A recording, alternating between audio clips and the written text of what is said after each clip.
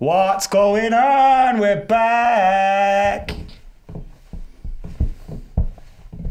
My neck hurts. Might be because I'm old, like. What's happening? I don't know. You're good? Yeah. Apart from I feel old at the moment. You feel old? You are old. Yeah, but I feel it. And plus, like, going to war and stuff's probably like another 15 years, aren't you? Minimum. You're probably at least like a 69-year-old man right now. I got interviewed yesterday about my army thing. Why? But it's the first time I've ever done any sort of interview like that. There was a guy doing it for his dissertation. He was doing about the transition from military to civilian life, and he spoke to me and a guy that did the previous Gulf War, the 1991, and the Troubles and stuff. It was interesting. It's an hour. It was pretty brutal. Was it? We don't want to go there. Probably not the vibe of this show, I don't think. Yeah, Uncensored is about just absolute madness, talk rubbish all day, maybe cuss a few people. You've got some Jadon Sancho news at the end of today's video. Like, you know, this is what Uncensored is for. So we don't want to start talking about war. What is it good for? Photos. Photos, but absolutely you get nothing. some beltingly cool photos. Yeah, you do. Just of people getting killed, which isn't what we want to see. Let me talk about something that is quite possibly one of the greatest things to happen this season. Odion Ighalo. 3 goals, 2 starts. Viva Ighalo is ringing out around the stadium. Not my song of choice, but we've made that decision as a group of fans, so we got to stick to it. But what a man. He could have had a hat-trick against Derby. Should have had a hat-trick against Derby. Should have had a hat-trick against Derby. Can we just say, Andres Pereira, I love the Rooney thing. Whoa. No, I am. I've got to get this out. I've got to get it out. Right. Are you eating when you're not eating? Nope. This is what old people do. We have to moisten our mouths. Right. Andres Pereira is in one of those vibes at the minute. Jesse's in the same vibe. And we're definitely talking about Jesse in a second because that is bangers. Right. Andres Pereira is currently in that I have to perform kind of mentality. And when people get into that I have to perform mentality, they start playing for themselves. Look at me, didn't I do well sort of thing. Everything. But it's a bangers catch-22 because if you play for the team instead of for yourself, you look better. You contribute to the team. Andres Pereira yesterday could have given Odion Ighalo a hat-trick, which would have been outrageous. And then we'd have all been buzzing, and Andres probably would have got loads of plaudits for doing it. But instead, he decided he was going to try and be a hero multiple occasions and didn't play an Odion Ighalo, and now we all think you're a dick. I don't think you're a dick. But you should have played an Odion Ighalo. Things happen on football pitches where you forget to do things. You've made the wrong decision. Yeah, but he's got the decision making. His decision making is terrible. Let's not go back to a thing that we've gone over quite a lot. All right. That's going to be a short video. We've already discussed Andres Pereira, so I want to talk about this Odion Ighalo guy. When he signed, we were sat in our Nigeria shirts, happy as Larry, but it was a little bit tongue in cheek. Tongue in cheek. It was a little bit like this guy's come. Bit underwhelming signing, but let's get behind him anyway because he's one of us. But now he is one of us. He's so one of us. It's mint. He's one of us, and that's the difference. Is like when he scored in the home game. Who did he score against? Club Brugge. Was it Bruges he scored against? Bruges. Buzzing for him, literally buzzing for him. Like my whole soul was happy for another human being I've never met. When I have a son and he plays for United and scores, that's how I'm gonna feel. Yeah, felt it twice. Once with Fosun Mensah. Once with Ighalo. And at the time, didn't know either of them. Is our mission this year to get to know Odion Ighalo? Yeah. I want to get to know you. I really want to, baby. Big tune, that. Remember that? Yeah. So, yeah, Ighalo, yeah. Isn't it mad that he's already almost equaled Sanchez's record? He's 1 goal off it. And he cost a fraction. He costs right now what we're still paying Sanchez for him not to be here. Do you think he ends up signing at the end of the season? Well, I saw James Robson, is it the Evening Standard now, saying it's highly unlikely that United will take him on next year. And I was like, wow, That's a bold statement. Highly unlikely to take what could be a tapping of a transfer to make. Especially when you consider... Why? If, you know, you're going to break the news later, we signed Jadon Sancho.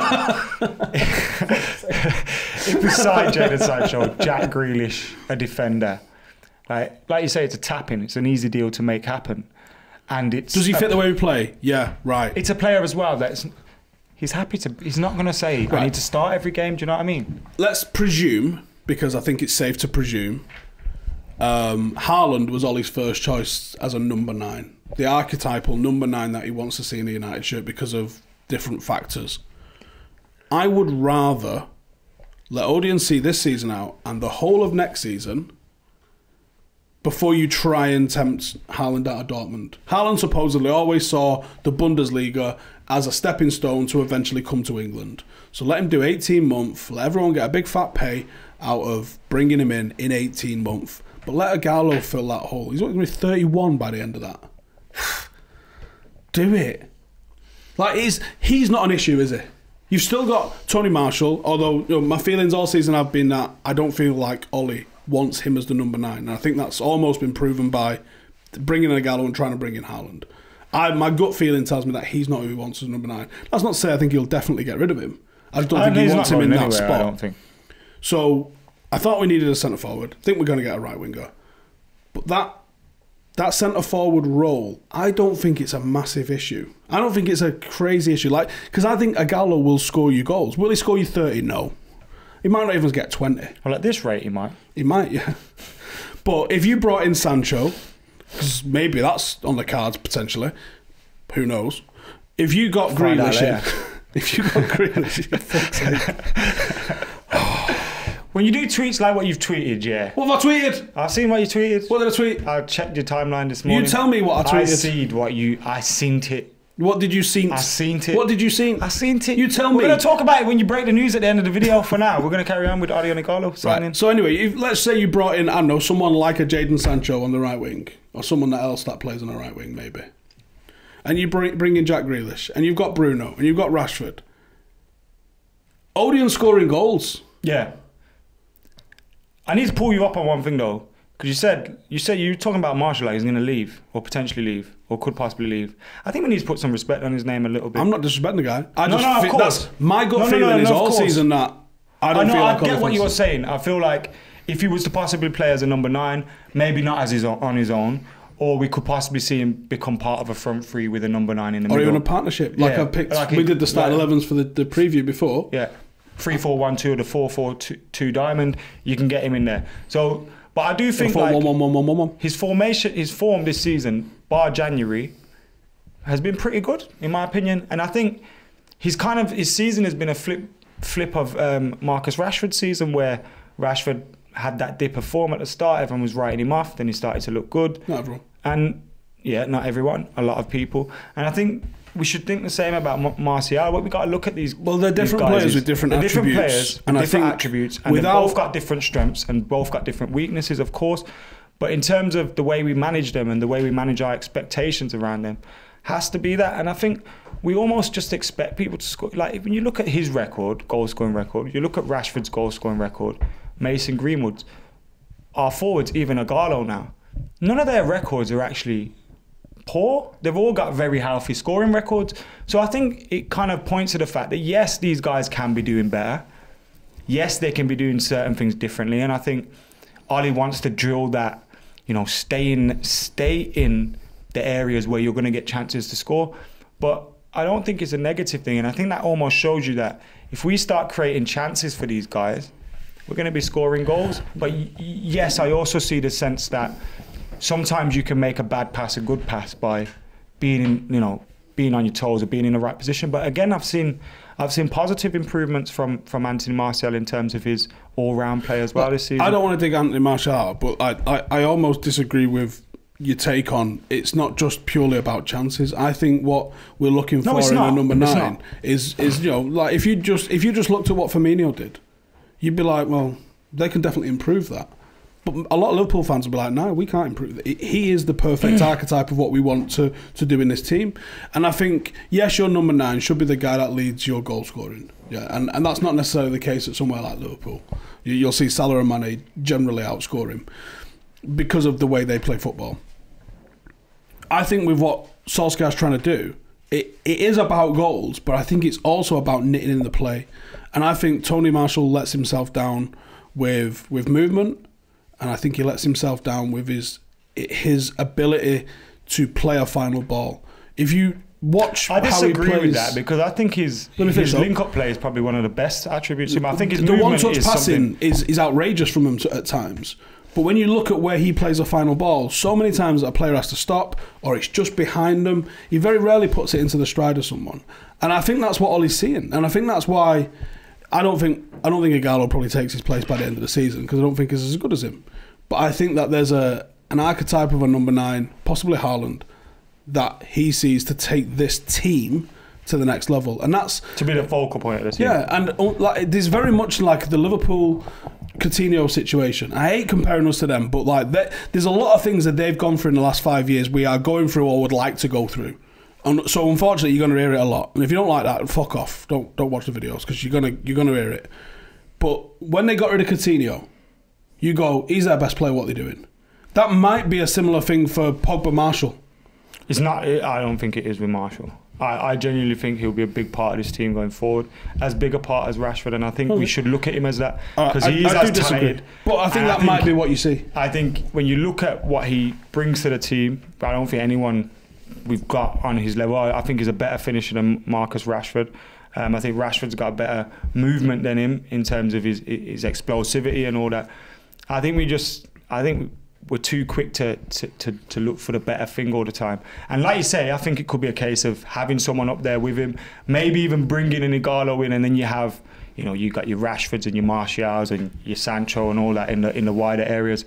But I don't think it's a case of he'll be going. We'd be daft to let him go. And I think we have seen improvements from. I don't think it would necessarily happen this summer, because I still think we would probably want our number 9. Yeah, but just my view. We don't have to agree on it, but that's my view, is that I could see United being took to another level by having someone who I feel would be more suited to what the team's doing, very much in the scenario I also feel like Coutinho was. I also feel Rashford, Marshall, these boys there, they will go to another level when that team around them improves as well. Probably. On this as well, there's a bit of a myth about Marshall's finishing. He's actually got, this is pure finishing stats, he's actually got the worst finishing rate out of him, Marcus, and I say Mason. From what I see, I don't need stats to tell me he's a better finisher. Let me just read them out for the people at home. I can just see it from what I see. Hang on, let me read it out for the people. Go on, quickly get that before we move on. Let me get it. Because we weren't supposed to talk about Marshall today. All right, well, it's uncensored, which means it's unplanned. So, but I gotta say, Marshall FC, man, I hear. I'm sure they'll be all trying to fucking disprove everything I'm saying, but I'll just throw some facts out for you guys to digest, and you do with that what you will. Let me find it. You got 3 seconds. Come on. I'll find it. Right, here we go. So goal conversion, Marshall 18%, 18.5%, which means it's 5.4 shots per goal. Only slightly worse than Marcus, which is 18.9%, which is 5.2 shots per goal, and then Mason Greenwood 23.8. Is that this season? Yep, in the Premier League. Yeah.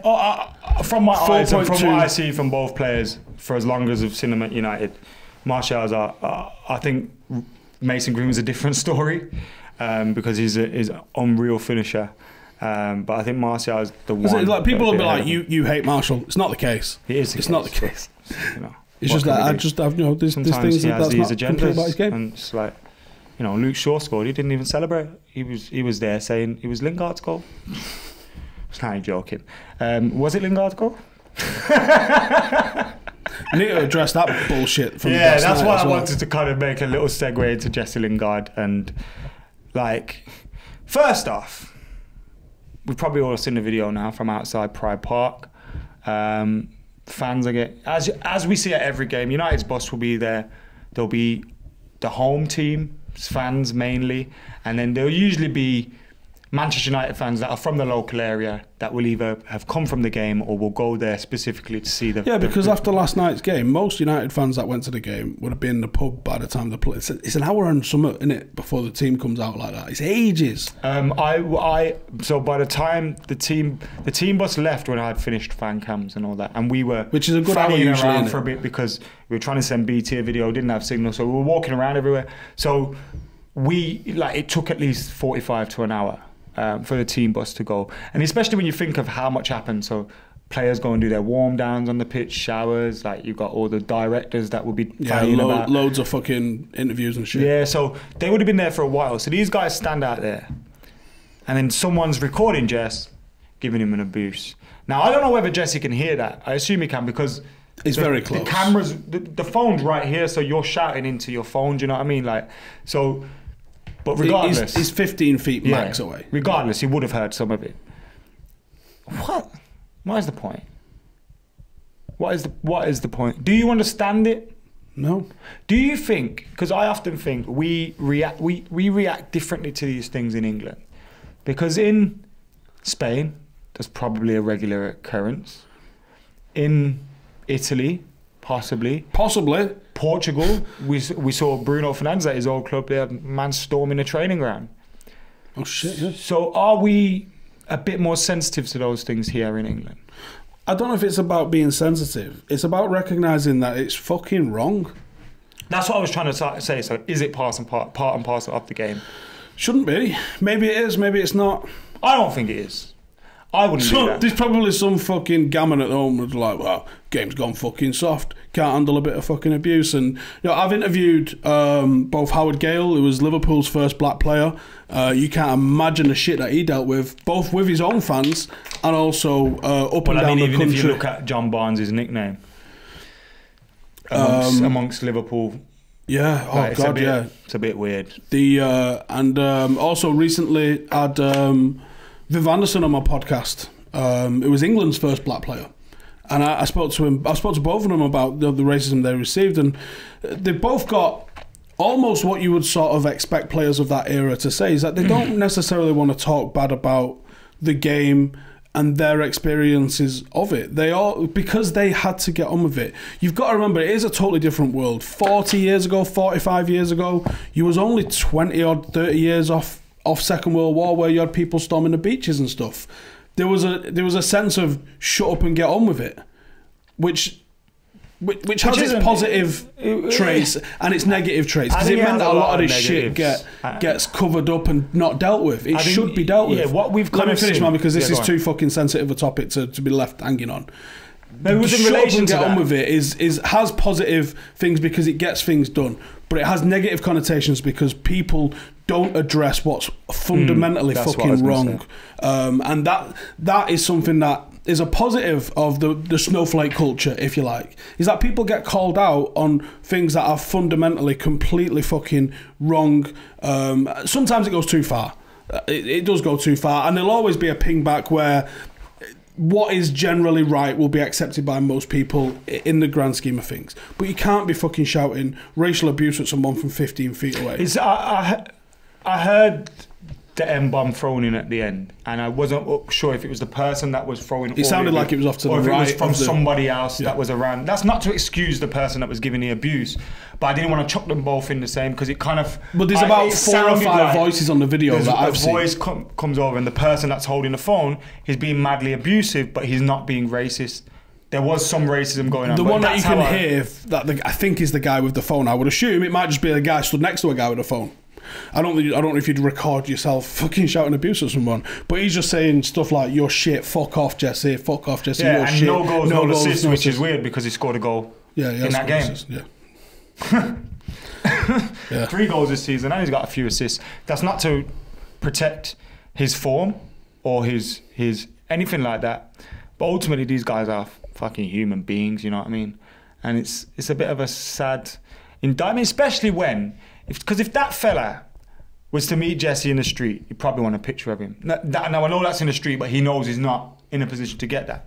And also, if he was to say, "Oh, can I have," Jesse would be more than happy to like give him his time of day. Look, and that's why I kind of feel like before anyone comments, stopping, you know, like where there are fans there that are really giddy to see these guys. That probably prevented other people getting something. Now he's not signed things for those people because of you. You can't, because he just wanted to get on the bus and get away from this here that bullshit. Are being nice and saying, "Oh, Jesse," you know, it's messed up, man. Like, before anyone comments, "Oh, Steve, you hate Ashley Young." One, I don't hate him. I didn't rate him as a footballer. Massive fucking difference. And also, when I've seen him, I've never flipped on what I'm like with him online. I would always treat someone with the same thing. And I did actually try and speak to him when I was in Singapore. But I wouldn't go up to him and pretend that I fucking rate him. But I would always be respectful of him as a fucking man. And I think that's what people forget about. I think some people clearly still think they're on fucking Twitter when they talk to people like that. And it's wrong on Twitter, and it's wrong in fucking real life. Some people haven't had a stiff bang in the face. I think that's what it comes down to in this generation. We've all had scraps back in the day. We've all said the wrong thing, got a slap in the mouth. Do you know the problem and nowadays not enough is people get slapped by their mum and their dad. They don't get boxed up in school, and they don't get boxed up for saying the wrong thing. And we need to self-police these dickheads. Is what I think. Like, because. But the thing is, though, no one, I know if someone smacked that guy that was dropping M-bombs, that guy goes to jail. Yeah. And that guy's like, he hit me. He's like, he should have hit you. Yeah. Are you condoning violence? I fucking am. But that's the thing, like, you need a stiff bang in the face and you won't act like a prick again. And it's just, I don't know. Are you surprised that the Eric Dier treatment from the media versus... I am very surprised. Even in comparison, I'm not surprised, sorry. Even in comparison to Granit Xhaka, I know you're going to bring in Eric Cantona. And Evra. But even in comparison to Granit Xhaka, you had this Albanian fan. Now, I know Eric Dier's classed as Portuguese, but let's be real, he plays for England. You had Granit Xhaka, who's seen as a foreigner to the country. Did he even say fuck off? Did he mouth fuck off? Whatever he did. He took his captain's armband. He was taking abuse and he went, fuck off, you know what I mean? Walked off the shirt angry. We've seen that from many players. And the abuse he got over that, compared to what Eric Dier's getting now, is a disgrace. Now, I don't think, again, Eric Dier should be doing that going into the ground, but I also don't think people should be giving his family abuse. But the reaction, if that was a Manchester United player, Paul Pogba, something, it would be fucking ridiculous. Right. And you're going onto these places that would usually be doing up think pieces, that would usually be having people, they would be speaking to fucking everybody, they would be finding out everybody's opinion if that was a United player, and it's just... I hate the Southern-based I had media. Sky Sports on yesterday, and the reaction to it was laughable compared to what I saw. One with Evra, and two with Cantona, keenly. And you're right, Cantona the Xhaka got given an ones. 8-month ban, and he wasn't allowed to train. He was not allowed to train. He got community service as well. Now, the difference is, people will say... He's hit him. Dier never threw a punch. Now, the people that were around him did say he threw a punch, although I don't think there's been an actual complaint in the police saying that it was an assault. Evra did kick a guy in the head. Beautiful technique, by the way. And Cantona also punched and tried to kick Matthew Simmons over the fence. Now, what I would say is... Matthew deserved it. Cantona, if he'd have had to walk up 20 rows, probably doesn't hit him. Evra, he doesn't get if he has to involved. walk up 20 rows... probably still hits him. And I know Evra's not even tried to defend what he did there. I know what was said to Evra, because I was with him not long after. And it's not my place to say what was said. He deserved kicking in the fucking head. Let's just say that, right? If he'd have had to walk 20 rows into the crowd, I'm not sure he hits him. Because there's that many people restraining him. I think the same thing happens. If that guy's standing on the front row, arguing with Dier's brother, probably called Dier shit, and his brother's gone, that's my fucking brother, and he's gone, you're fucking shit and all. I can see how it goes off. If Dier's on the front row, and that happens on the front row, Dier hits him. But then how many times have we've seen Louis and Jesse's brother in the away end? Plenty of people complain about Jesse in the away end. he goes there knowing, I may hear some things that I don't want to hear, like... You know, if you grow up around football, you kind of now, again, not excusing racism, not excusing homophobia, not excusing anything that oversteps the mark, but you're going to expect criticism of performance.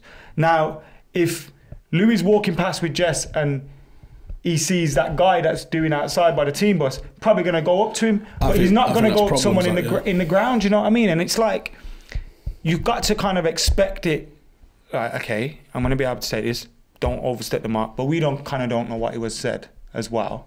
No, that's not come out, actually. It could have been pretty bad. But I just find the reaction to it all is pretty funny. It's laughable. At the time, all that was going on with Eric, Alan Shearer volleyed Neil Lennon in the head and said his foot got stuck. But even that, we're going back a long way there. So that's why I try and use the Granit Xhaka thing, because it's this season, do you know what I mean?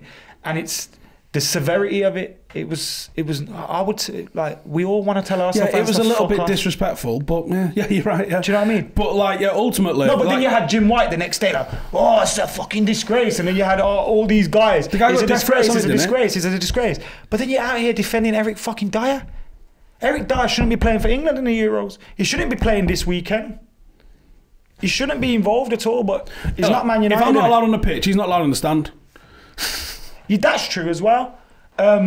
Footballers can get found guilty of something, racism or whatever, and 3-game ban. Fans do the same thing. Lifetime Not that ban. I have an issue with that, but yeah. It's hilarious that, when was it John Terry got done? He got like a 5-game ban, and you're like, I've seen someone get more for an headbutt. Or Suarez got more for biting. He's starting to say which one's more prevalent?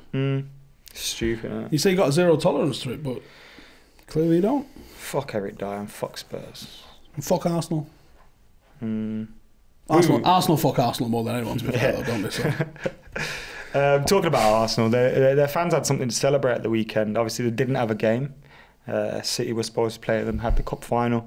Liverpool lost, though, against Watford. So in this week, it's come to an end. Their hopes of unbeaten season, although I'm not sure how geared up they were towards that, and hopes of a treble. Buzzing. Were you happy when you saw that? They didn't. Yeah, I had a rum.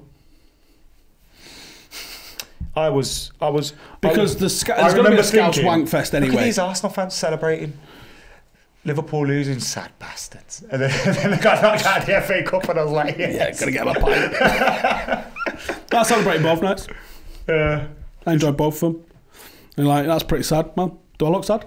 Pretty happy. What do you think of them as a obviously before this video we were talking about the 08 team and the 99 team, and where do you think they rank amongst the greats? Or do we have to wait until this Liverpool team? They've won a Champions League.